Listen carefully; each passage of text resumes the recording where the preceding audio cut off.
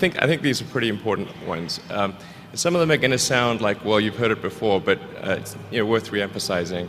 I think the first is you need to work, depending upon how well you want to do, and particularly if you're starting a company, you need to work super hard. So what does super hard mean? Well, when my brother and I were starting our first company, instead of getting an apartment, we just rented a small office and we slept on the couch. And we showered at the YMCA. And we're so hot up, we had just one computer. So the website was up during the day, and I was coding at night, 7 days a week, all the time. And I sort of briefly had a girlfriend in that period, and in order to be with me, she had to sleep in the office. So work hard, like every waking hour. That's the thing I would say particularly if you're starting a company. And if you do simple math, say like, okay, if somebody else is working 50 hours and you're working 100, you'll get twice as much done in the course of a year as the other company. The other thing I'd say is that if you're creating a company or if you're joining a company, the most important thing is to attract great people. So either join a group that's amazing, that you really respect, or if you're building a company, you've got to gather great people. All a company is a group of people that have gathered together to create a product or service. And so depending upon how talented and hardworking that group is, and the degree to which they are focused cohesively in a good direction, that will determine the success of the company. So do everything you can to gather great people if you're creating a company. Then I'd say focus on signal over noise.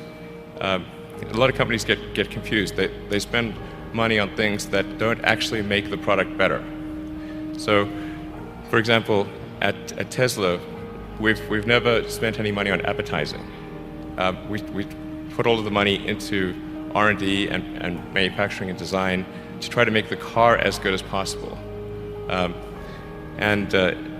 think that's the way to go. So for any given company, just can keep thinking about, are these efforts that people are expending, are they resulting in a better product or service? And if they're not, stop those efforts.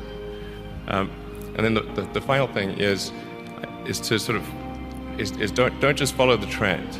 So you may have heard me say that it's good to think in terms of the physics approach of first principles, which is, rather than reasoning by analogy, you boil things down to the most fundamental truths you can imagine, and you reason up from there.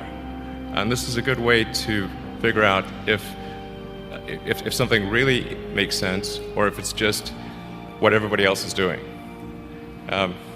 It's hard to think that way. You can't think that way about everything. It takes a lot of effort.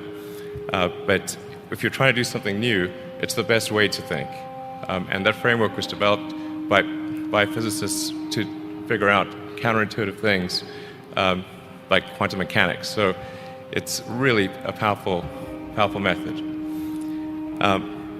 Anyway, so that's, and then I think that the final thing I would encourage you to do is, now is the time to take risk. You don't have, you don't have kids. As you get older, your obligations increase. So and once you have a family, you start taking risk not just for yourself but for your family as well. It gets much harder to do things that might not. It's the time to do that before you have those obligations. So I would encourage you to take risks now. Do something bold. You won't regret it. Thank you.